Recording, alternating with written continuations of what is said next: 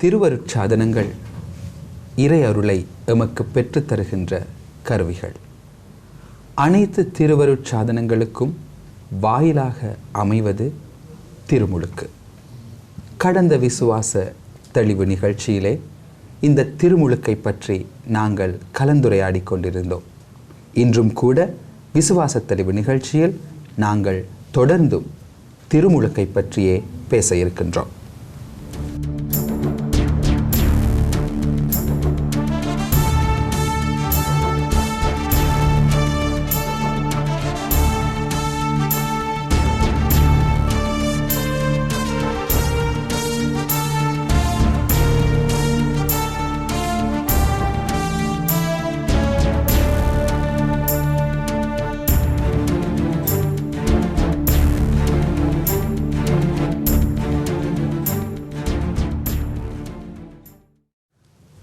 வணக்கம் அன்பு நெஞ்சங்களே. இன்றும் கூட எங்கள் கலையகத்தில் எங்களோடு இணைந்து கொள்கின்றார் அருட்தந்தை ஒனாசியஸ் அடிகளார். நாங்கள் கலந்துரையாடி கொண்டிருக்கின்ற விடயம் திருமுழுக்கு. ஆம் தந்தை அவர்களே, கடந்த நிகழ்ச்சியிலே நாங்கள் திருமுழுக்கில் திருச்சபையிலே பயன்படுத்தப்படுகின்ற அடையாளங்களை பற்றி பேசிக்கொண்டிருந்தோம். அந்த வரிசையிலே நாங்கள் நீரை பற்றி பேசினோம், ஒளியை பற்றி பேசினோம், மற்றும் ஞான பெற்றோர்களை பற்றியும் அவர்களுக்குடைய கடமைகளை பற்றியும் நாங்கள் பேசியிருந்தோம். அடுத்ததாக இந்த குழந்தைக்கு நாங்கள் வெள்ளை ஆடை அணிவிக்கின்றோம். இந்த வெள்ளை ஆடையின் பின்னணியாக இருப்பது என்ன? வெள்ளை ஆடை வெண்மையின் அடையாளம், அதாவது தூய்மையின் அடையாளம்.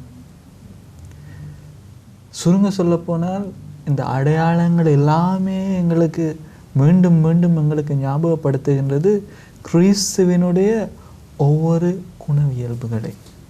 கிறிஸ்து தூய்மையாக இருக்கின்றார். அந்த தூய்மையை பெற்றுக்கொள்ளுங்கள். இந்த தூய்மையை ஆடையாக அணிந்து கொள்ளுங்கள். நாங்கள் எங்களுடைய இறை வசனத்திலிருந்து எடுக்கக்கூடிய அந்த பின்னணியிலிருந்து தூய்மையை ஆடையாக அணிந்து கொள்ளுங்கள். ஆடையாக அணிந்து கொள்ளுங்கள். நீங்கள் இந்த ஆடையை பெற்றுக்கொண்டு உங்களுடைய எல்லோருடைய உதவியையும் பெற்றுக்கொண்டு நீங்கள் உங்களுடைய வாழ்வை இறைவனுக்கு கொண்டு செல்லுங்கள் என்று சொல்லித்தான் நாங்கள் இந்த ஆடையை அந்த குழந்தைகள் மீது நாங்கள் விரிக்கின்றோம். ஆகவே இந்த திருமுழுக்கு பெறும்போது இந்த குழந்தை அந்த அழைப்பு பெறுகின்றது தூய்மையான வாழ்க்கை வாழ்வதற்கு. இந்த அருளின் ஒரு பகுதி தான் இந்த தூய்மை. அருள் என்று சொன்னால் தூய்மையான வாழ்க்கை. இந்த தூய்மையான வாழ்க்கையை வாழ எங்களுக்கு இதெல்லாம் அடையாளத்தை இந்த எங்களுடைய பெற்றோர், முக்கியமாக இந்த சந்தர்ப்பங்களிலே இந்த பெற்றோருக்கு, ஞான பெற்றோருக்கு எல்லாம் ஞாபகப்படுத்துகின்றது திருச்சபை. இந்த வெண்மை ஆடையை அணிந்து இந்த ஆடையை போல இந்த பிள்ளையினுடைய வாழ்வு வெண்மையாக இருக்கட்டும், தூய்மையாக இருக்கட்டும். நீங்கள் அந்த பிள்ளையை பாதுகாத்து கொள்ளுங்கள். அந்த பிள்ளைக்கு ஒன்றுமே விளங்காது. அந்த பிள்ளை பார்க்குறது கேட்குறவங்க ஒன்றும் தெரியாது. ஆனால் இதெல்லாம் சுற்றி வர இருக்கிறவங்களுக்கு அது ஒரு அடையாளமாக அமையுது. அந்த பிள்ளையினுடைய தூய்மையான வாழ்க்கையை வாழ்கிறதுக்கு உதவி செய்யுங்க. அது நாங்கள் சொல்லுவோம், இந்த எல்லோருடைய உதவியையும் பெற்று வாழன்னு சொல்லி அந்த பிள்ளைக்கு சொல்லித்தான் கொடுக்குறது. ஆகவே அது எங்களுக்கு ஒரு பாடம், எங்களுக்கு ஒரு படிப்பினை. இந்த பிள்ளைக்கு எனது தூய்மையான வாழ்வை கொடுங்க, தூய்மையான வாழ்வை கொடுங்க. ஆம்பந்தேவர்களே, அந்த இடத்தில் நான் ஒரு பிரயோக பிரச்சனையை உங்கள் முன் வைக்க விரும்புகின்றேன். இன்று நாங்கள் காண்கின்றோம் பல பெற்றோர்கள் பல சந்தர்ப்பங்களில் ஆண் குழந்தையாக இருந்தால் நீல நிற உடுப்பு, பெண் குழந்தையாக இருந்தால் என்ன நாங்கள் சொல்லுவோம் மென் சிவப்பு கலர், பிங்க் கலர் உடைகளை எல்லாம் அணிந்து கொண்டு இந்த திருமுழுக்கு வைபவங்களுக்கு கொண்டு வருகிறார்கள். இது நடைமுறை, இதை பற்றிய நடைமுறை சாத்தியம்? இது சரியா? நாங்கள் எந்த கலர் போட்டாலும் பிரச்சனை இல்லை. ஆனால் அந்த பிள்ளைகளை தூய்மையாக வளர்த்தெடுக்க வேண்டியதுதான் எங்களோட கடமை. அந்த ஆடையின் முக்கியத்துவத்தை அங்கு நாங்கள் பார்க்க வேண்டிய அவசியம் இல்லையா? அங்கு ஆடையின் நாங்கள் அடையாளமாக நாங்கள் கொடுக்குறோம் வெண்மை ஆடை. அதே போல் நாங்கள் அங்கே ஆடையாக மீன் பண்ணுறது அந்த பிள்ளையினுடைய உடலை மூடுவதற்காக அந்த சந்தர்ப்பத்திலே அங்கே நாங்கள் கொடுக்கும் அர்த்தமாக இருக்க வேண்டியது அந்த பிள்ளையினுடைய தூய்மை. உதாரணத்துக்கு அந்த வெள்ளை ஆடையில் வந்தாலும், ஒரு கலரும் இல்லாமல் வெள்ளை ஆடையில் வந்தாலும் அதன் அடையாளம் தூய்மை. அதற்காகத்தான் நாங்கள் பெரும்பாலும் வெள்ளை ஆடை அணியுங்கள் என்று சொல்வது. அதே போல் ஆணுக்கென்று ஒரு கலர், பெண்ணுக்கொண்டு ஒரு கலர், அப்படியெல்லாம் எங்களுக்கு ஒரு பிரச்சனையும் இல்லை. ஆனால் எங்களுக்கு தேவையான இந்த ஆடை என்று வரும்போது ஆடையின் அடையாளமாகிய அந்த தூய்மை பேணப்பட வேண்டும். ஆம் தந்தை அவர்களே, நாங்கள் இவ்வாறு இந்த அடையாளங்களை பார்த்து கொண்டு செல்லும் பொழுது அடுத்த அடையாளமாக நான் கேட்க விரும்புவது இந்த பெயர். நாங்கள் கிறிஸ்தவ பாரம்பரியத்திலே, கத்தோலிக்க திருச்சபையிலே முதலாவதாக இந்த பிள்ளையை பெயர் சொல்லி அழைப்பது குருவானவர் திருமுழுக்கில்தான். இந்த பிள்ளைகளுக்கு பெயர் சூட்டும் பொழுது என்ன மாதிரியான விடயங்களை இந்த பெற்றோரும் ஞான பெற்றோரும் கவனத்தில் கொள்ள வேண்டும்? பிள்ளைகளுக்கு பெயர் சூட்டும் போது நிச்சயமாக நாங்கள் கவனிக்க வேண்டிய ஒரு விடயம்தான், இந்த பிள்ளைகளுக்கு புனிதர்களுடைய பெயர்கள் சூட்டுவார். உலகத்திலே எத்தனையோ பெயர் இருக்கலாம், ஆனால் நாங்கள் புனிதர்கள் என்று கூறுவது என்று சொன்னால் அந்த பிள்ளை அருள் வரப்பிரசாதத்திலே வளர வேண்டும். எங்களுக்கு நிச்சயம் தெரியும், இந்த புனிதர்கள் என்று சொல்பவர்கள் இறை அருளிலே வாழ்ந்தவர்கள், இன்னுமாக இப்போது இறை அருளை முழுமையாக இறைவனோடு அனுபவிப்பவர்கள். ஆகவே அவர்களுடைய பெயரை இந்த பிள்ளைகளுக்கு சூட்டும் போது எங்களுடைய ஒரு எதிர்பார்ப்பு, அந்த பிள்ளைகள் அந்த புனிதர்களைப் போல வாழுவார்கள். அவர்களுக்கு ஒரு ஒரு ஒரு முன்னுதாரணத்தை நாங்கள் கொடுக்கின்றோம். வெறுமனே நாங்கள் ஆடையை கொடுத்து ஒளியை கொடுத்து அப்படி ஒன்றும் சொல்லாமல், அந்த பிள்ளைக்கே ஒரு நாள் அந்த பிள்ளை என்னுடைய பெயர் மரியா, என்னுடைய பெயர் ஜோசப், என்னுடைய பெயர் ஆண்டனி என்று சொல்லிக்க அந்த பிள்ளை உணரணும், நான் மாதாவை போல இருக்கணும், நான் சுசியப்பரை போல இருக்கணும், நான் அந்தோனியாரை போல இருக்கணும் என்றது அந்த பிள்ளைக்கு ஞாபகம் வரும். இல்லாட்டிக்கு உதாரணத்தை அந்த நாங்கள் சிறுவர்களுக்கு இப்போ இந்த ஏதாவது பேரை போட்டால் இந்த பேர் அர்த்தம் என்ன, ப்ளஸ் பெரிய ஃபுட்பால் பிளேயர், இல்லாட்டிக்கு வேறு பெரிய ஒரு மாடலாக இருக்கலாம், ஒவ்வொன்று சொல்லலாம். அப்போ அந்த பிள்ளை அந்த பேரின் அடிப்படையில் தன்னை ஒரு நினைக்கக்கூடிய ஒரு சந்தர்ப்பம் அங்கே இருக்குது. நான் ஒரு பெரிய கிரிக்கெட்டர் அந்த அப்படி ஒரு பேரை போட்டால் அதுக்கேற்ற மாதிரி தன்னை இமேஜின் பண்ணிக்கொள்ளணும். அதே மாதிரி இந்த புனிதர்களுடைய பேரை கொடுக்க அந்த பிள்ளை ஒரு அறிவு தெளிக்க கூட அந்த பிள்ளை அந்த பேருக்கேற்ற மாதிரி வளரப்பாங்க. அதே போல் இந்த பேரை கொடுத்த அதே புனிதருடைய பேரையும் நாங்கள் கொடுக்கணும். அதே போல் நாங்கள் எப்பயுமே அந்த சின்ன பிள்ளைகளை நாங்கள் வளர்க்கணும். உன்னுடைய பேர் மரியா போல வாழ்ன்னு சொல்லு, ஆண்டனியை போல வாழ்ன்னு சொல்லு. அந்த பிள்ளைகளுக்கு இந்த புனிதர்களுடைய வாழ்க்கையை பற்றி சொல்லிக் கொடுக்கணும். பிள்ளைகளுக்கு வாழ்க்கையை பற்றி சொல்லிக் கொடுக்கணும். அதான் அந்த பெற்றோர் ஞான பெற்றோருடைய கடமைகளுக்குள்ள இதெல்லாம் அடங்கும். அதே போல் இப்போ சில சந்தர்ப்பங்களை நாங்கள் பார்க்குறது, நாங்கள் என்னது பேர் வைக்கிறது, பல நாளை வச்சு பேர் வைக்கிறது, இலக்கத்தை வச்சு பேர் வைக்கிறது, இன்னெல்லாம் பலவிதமான சம்பிரதாயங்கள் நடைமுறைகள் எல்லாம் இருக்கிறத காண்கின்றோம். ஆனால் கிறிஸ்தவர்களாகிய எங்களுக்கு இந்த பேர் என்பது ஆண்டவரை பின்பற்றக்கூடிய ஒருவருடைய பேர். ஆண்டவரை போல அந்த நாங்கள் இந்த பேப்டிசத்தில் இந்த திருமுழுக்கில் நாங்கள் எதெல்லாத்தையும் மீன் பண்ணுறோமோ அதை வாழக்கூடிய மாதிரி பேரும் இருக்கேக்க அந்த பிள்ளை கட்டாயம் வாழும். ஆம், அதாவது சுருங்க கூறின், நீ இப்படி வாழ் என்று சொல்லாமல் இப்படி ஒருவர் வாழ்ந்திருக்கின்றார், அவரை போலவே நீயும் வாழலாம், உனக்கு சந்தர்ப்பம் உண்டு என்பதை எடுத்து காட்டும் விதமாக இந்த பெயரை ஒரு புனிதரின் பெயராக வைக்கும் பொழுது அது அந்த பிள்ளைக்கு ஒரு ஊன்றுகோலாக அமையும் என்பது உங்கள் கருத்தாக இருந்தது. ஆம் தந்தையே, திருமுழுக்கின் அடுத்த அடையாளமாக நாங்கள் காண்கின்றோம் இந்த ஒரு தைலம் பூசப்படுகின்ற இந்த நிகழ்ச்சி. 2 வித்தியாசமான தைலங்கள் இந்த திருமுழுக்கு சடங்கின் பொழுது பூசப்படுகின்றன. இதன் பின்னணியை பற்றி சற்று கூற முடியுமா? இந்த தைலம் என்பது எங்களுடைய இந்த கத்தோலிக்க திருச்சபையிலே ஒரு முக்கியமான ஒரு விடயம். எண்ணெய் பூசுதல். எண்ணெய் பூசு முக்கியமான எல்லா சந்தர்ப்பங்களிலும் எண்ணெய் பூசி அபிஷேகம் செய்வார்கள். குருத்துவத்தில் இருக்கலாம், திருமுழுக்கில் இருக்கலாம், உறுதி பூசுதல் இருக்கலாம், இறுதி தருவாயில் இருக்கலாம். இந்த எண்ணெய் பூசுதல் என்பது இறைவனுடைய அந்த அபிஷேகத்தை நாங்கள் பழைய ஏற்பாட்டிலே நாங்கள் பார்க்கின்றோம். அரசர்களை அபிஷேகம் செய்யும் போது எண்ணெய் ஊற்றி அபிஷேகம் செய்வார்கள். எண்ணெய் ஊற்றி அபிஷேகம் செய்வார்கள். அதாவது அபிஷேகத்தின் ஒரு அடையாளம் இந்த எண்ணெய். அதே மாதிரி இங்கே நாங்கள் பாவிக்கிற இந்த எண்ணெய் கூட வெறுமனே தேங்காய் எண்ணெய், மண்ணெண்ணெய் அப்படியான எண்ணெய் இல்லை. இது நாங்கள் பாவிக்கிறது இந்த ஒலிவ் ஆயில்னு சொல்லலாம். ஒலிவ் ஆயில்னு சொன்னால் என்னது? ஒலிவ பழத்திலிருந்து எடுக்கப்பட்ட எண்ணெய்.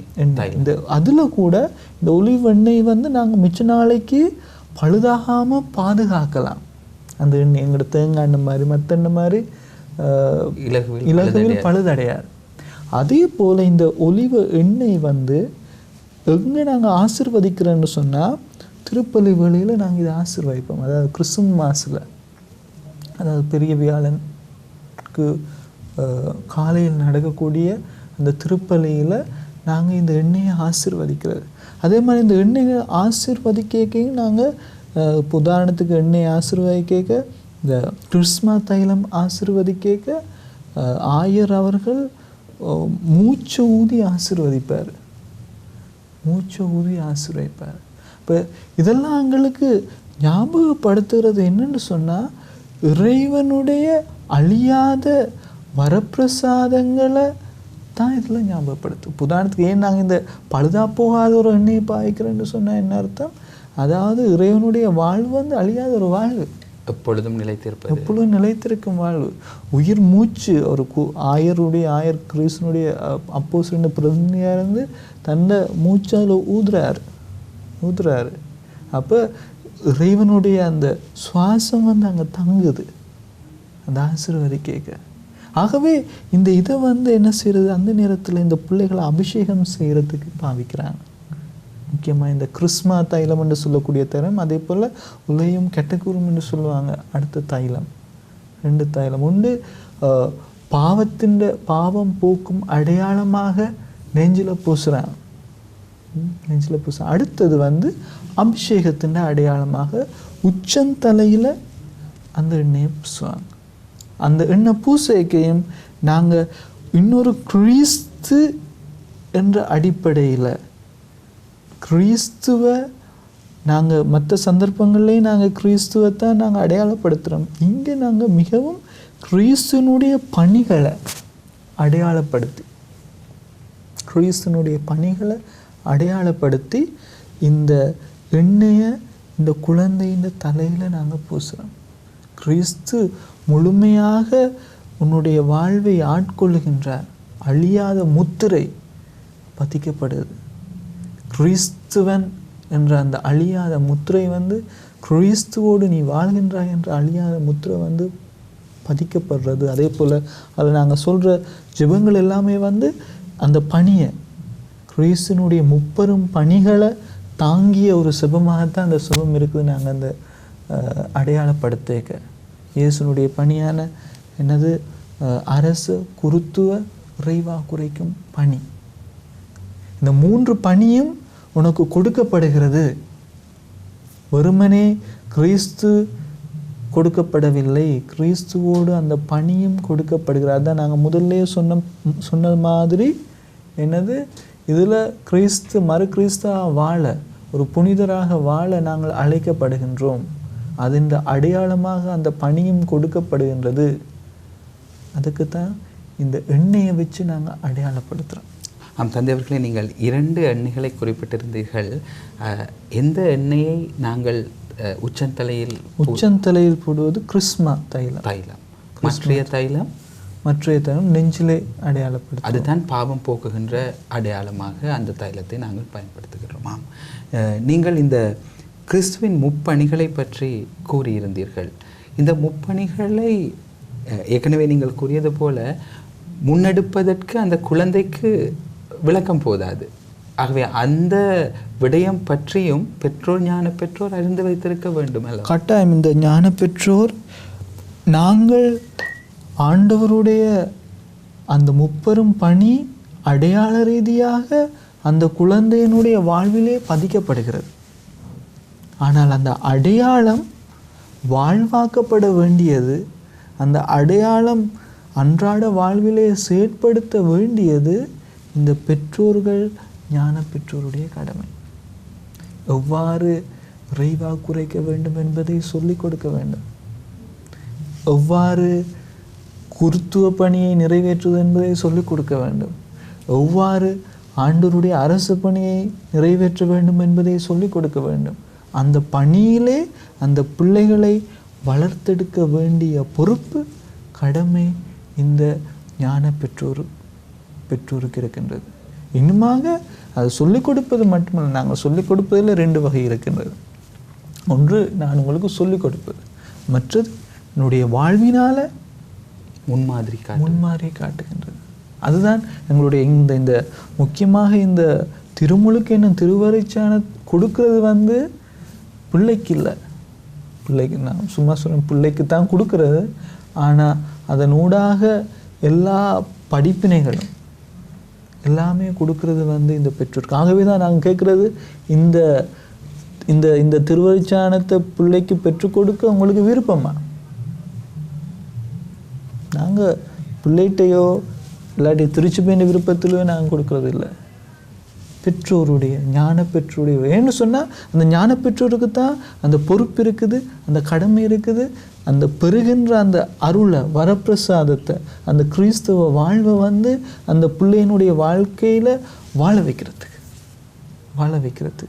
ஆகவே நீங்கள் கூறுவதை பார்க்கும் பொழுது தந்தையே, ஒரு குழந்தைக்கு திருமுழுக்கு கொடுக்கப்படுகின்ற பொழுது அங்கே அது பெற்றோரும் ஞான பெற்றோரும் தங்களுடைய திருமுழுக்கு அழைப்பை வாழ்வதற்கு ஒரு சந்தர்ப்பமாக, அது நீங்கள் அழகாக அந்த திருமுழுக்கு சடங்குகளை பார்ப்பீர்கள்.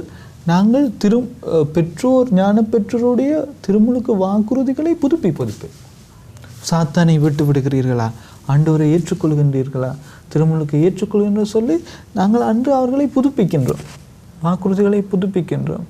ஏனென்று சொன்னால் அவர்கள் தான் அங்கு வாழ வைக்கப் போகின்றார்கள். ஆம் தந்தை அவர்களே, நான் நினைக்கின்றேன் இந்த உங்களுடைய இந்த விளக்கம் இந்த நிகழ்ச்சியை பார்த்து கொண்டிருக்கின்ற எல்லா பெற்றோருக்கும், ஞான பெற்றோருக்கும் மிக உதவியாக இருக்கும் என்று நம்புகின்றேன். ஆம் தந்தை அவர்களே, நாங்கள் இப்பொழுது அடையாளங்களை அலசி ஆராய்ந்திருக்கின்ற இந்த சந்தர்ப்பத்திலே நான் இவ்வாறான ஒரு கேள்வியை உங்களிடம் கேட்க விரும்புகின்றேன். அதாவது, இப்பொழுது இந்த குழந்தை அதற்கு தனக்கு கொடுக்கப்படுகின்ற எதை பற்றியும் எந்த ஒரு அறிவும் இல்லாத நிலையில் இந்த ஞான பெற்றோர் இந்த விசுவாசத்தை, ஞான பெற்றோரும் இந்த விசுவாசத்தை காப்பதாக உறுதியளித்து இந்த குழந்தை வளர்கின்றது. இவ்வாறு வளர்கின்ற இந்த குழந்தை எந்த சந்தர்ப்பத்தில் உண்மையிலேயே இந்த திருமுழுக்கு அழைப்பை தான் புரிந்து கொள்கின்றது என்பதை பற்றி விளக்கம் ஒன்று தர முடியுமா? ஒன்று, இது புரிந்து கொள்வது ஒரு பக்கம் இருக்க, நாங்கள் இன்னொரு விடயத்தில் கை கொள்ள வேண்டும். இந்த குழந்தை இந்த திருமுழுக்கு வாழ்வை அன்றாடம் இந்த பெற்றோர்கள் வாழ வைக்க வேண்டும். அந்த பிள்ளை முழு சுதந்திரத்துடன், முழு அறிவுடன், முழு விருப்பத்துடன் ஆண்டவரை தன்னுடைய வாழ்வின் மீட்பராக ஏற்றுக்கொள்கின்றதோ அப்போதுதான் அந்த திருமுழுக்கில் இந்த பெற்றோருடைய, ஞான பெற்றோருடைய பணி நிறைவு பெறுகின்றது. அதே போல நீங்கள் கேட்ட கேள்விக்கு அந்த பிள்ளை தானாக ஏற்றுக்கொள்வது எங்கே என்று சொன்னால், உறுதிப்பூசல் என்னும் அடுத்த திருவருட்சாதனத்தில். அந்த திருவருட்சாதனத்தில் அந்த குழந்தை ஒரு வயது நிரம்பிய, ஒரு அறிவு தெளிந்த ஒரு பிள்ளையாக அங்கு வரும்போது மீண்டும் தன்னுடைய ஞானஸ்நான வாக்குறுதிகளை புதுப்பித்து, நான் உண்மையாகவே இறைவனுக்கு சொந்தமானவன் என்ற உணர்வோடு அங்கே தான் நாங்கள் காண்கின்றோம். தூய ஆவியினுடைய கொடைகளை அங்கு கொடுக்கின்றார்கள். ஆகவே தன்னுடைய சொந்த தன்னுடைய சொந்த அதாவது யாருடைய உதவியும் இல்லாமல் ஆண்டவருடைய வல்லமையோடு, தூய ஆவியின் வல்லமையினோடு இந்த திருமுழுக்கில் கிடைத்த இந்த மாபெரும் பணிகளை நான் தனிமையாக, அதாவது தன்னுடைய சொந்த முயற்சியிலே கிறிஸ்தவர் அனைவரோடும் சேர்ந்து நான் ஆண்டவரோடு சேர்ந்து பயணிப்பேன் என்று அந்த குழந்தை, அந்த பிள்ளை திருமுழுக்கிலே உறுதி பூசவில்லை. தன்னுடைய திருமுழுக்கு அழைப்பை தன்னுடைய அழைப்பாக ஏற்றுக்கொள்கின்றது. அதற்கு பெற்றோர் ஆயத்தம் செய்ய வேண்டும். அதாவது இவ்வளவு காலமும் பெற்றோரின் பொறுப்பாக இருந்த அந்த விசுவாசம் தன்னுடைய சொந்த பொறுப்பாக மாறுகின்றது. ஆகவே இந்த தொடங்கி அந்த விசுவாசத்தை காப்பதும் அழிப்பதும் அந்த நபரின் பொறுப்பாக இருக்கின்றது. அந்த பணியிலே வாழ்வதும் அவருடைய. ஆகவே தான் நாங்கள் பெரும்பாலும் சொல்வது திருமணம் முடிப்பதற்கு முன்பாக, குருத்துவம் பெறுவதற்கு முன்பாக உறுதிப்பூசல் பெற்றிருக்க வேண்டும். காரணம், அங்கேதான் அந்த பிள்ளை தன்னுடைய சொந்த விருப்பத்தின் பேரிலே ஆண்டவருடைய பணி செய்ய தன்னை அர்ப்பணிக்கின்றது. அவ்வாறு அர்ப்பணிக்காமல் திருமண வாழ்க்கைக்குள் நுழைவது என்பது எவ்வளவு தூரம் அந்த அர்ப்பண வாழ்வில் வாழ்வதற்கு, திருமணம் முடித்து வாழ்வது லேசு, ஆனால் உண்மையான அந்த அர்ப்பண வாழ்விலே வாழ முடியும் என்பது. ஆகவே தான் திருச்சபை சொல்கின்றது உறுதிப்பூசல் பெற்றிருக்க வேண்டும் திருமணத்துக்கு முன்பாக. ஆம் தந்தை அவர்களே, திருமுழுக்கு பெற்ற நாங்கள் அனைவரும் இயேசுவின் சீடர்கள். இந்த நிகழ்ச்சியின் இறுதி கட்டத்திற்கு நாங்கள் வந்திருக்கின்றோம். திருமுழுக்கு பெற்று இந்த நிகழ்ச்சியை பார்த்து கொண்டிருக்கின்ற அனைவருக்கும் இறுதி ஒரு செய்தியாக நீங்கள் கொடுக்க நினைப்பது என்ன? திருமுழுக்கு என்பது ஆண்டவர் எங்களுக்கு கொடுத்திருக்கக்கூடிய மாபெரும் வரப்பிரசாதம். அதே போல் இந்த வரப்பிரசாதம் இந்த பெற்றோர், ஞான பெற்றோருடைய கைகளிலே அதிகமாக தங்கி இருக்கின்றது. ஆகவே இது இறைவன் எங்களுக்கு கொடுத்திருக்கக்கூடிய மாபெரும் சொத்து. எங்களுடைய கைகளிலே இறைவன் கொடுத்திருக்கக்கூடிய மாபெரும் சொத்து இந்த திருவருட்சாதன வரப்பிரசாதம், இந்த திருமுழுக்கில் கிடைக்கக்கூடிய வரப்பிரசாதம். அந்த வரப்பிரசாதத்தை உங்களுக்கு கிடைக்கும் பிள்ளைகளுடைய வாழ்க்கையிலே முழுமையாக கொடுங்கள். ஆண்டவருடைய வரப்பிரசாதத்தை முழுமையாக கொடுங்கள். அதற்கு ஈடாக வேறு எதையும் கொடுக்க வேண்டாம். ஆண்டவருடைய வரப்பிரசாதத்தை முழுமையாக பெற்றுக்கொள்ள உங்களுடைய எல்லா விதமான முயற்சியையும் எடுங்கள். ஏனென்று சொன்னால் அந்த வரப்பிரசாதம் தான் அந்த பிள்ளைகளை வாழ்நாள் முழுவதும் வாழ வைக்கப் போகின்றது. வாழ்நாள் முழுவதும் அல்ல, அதையும் தாண்டி அந்த பிள்ளைகளை வாழ வைக்கப் போகிறது அந்த இறைவனுடைய அன்பும் இரக்கமும் கருணையும். ஆகவே அதை அந்த பிள்ளைகளுக்கு சிறிய வயதில் எங்களால் கொடுக்க இயலாமல் போய் என்று சொன்னால், அந்த 5 விளையாதது 50 விளையாது என்று சொல்வார்கள், அது இயலாமல் போய்விடும். ஆகவே உங்களிடம் அந்த பொறுப்பு இருக்கின்றது, அந்த கொடை இருக்கின்றது. ஆகவே அன்போடு அந்த கொடையை உங்களுடைய பிள்ளைகளுக்கு பரிசாக கொடுத்து அந்த பிள்ளைகளை ஆண்டவருடைய அன்பிலையும் இரக்கத்திலையும் வாழ முயற்சி செய்யுங்கள். ஆம் அன்பு நேயர்களே, திருமுழுக்கு என்பது இறைவனின் அருள் எம்மை நோக்கி வர திறந்து விடப்படுகின்ற முதலாவது வாயில். இறைவன் எங்களை அழைத்திருக்கின்றார். தனது மகனாக தனது திருமகன் இயேசுவை துணையாக கொண்டு விண்ணக வீட்டை நோக்கிய பயணத்தில் ஈடுபடுவதற்காக. ஆகவே திருமுழுக்கின் அர்த்தத்தை புரிந்து கொண்ட நாங்கள் ஒவ்வொருவரும் இந்த திருமுழுக்கு வாழ்வை வாழ்வதற்கு முயற்சி செய்வோம். கடந்த 2 வாரங்களாக எம் கலையகத்துக்கு வந்து திருமுழுக்கெனும் திருவருட்சாதனத்தை பற்றிய விளக்கத்தை தந்த அருட்தந்தை ஒனாசியஸ் அடிகளுக்கும் நேர்கள் உங்களுக்கும் நன்றிகள் கூறி விடைபெறுகின்றோம். நன்றி தந்தையார்.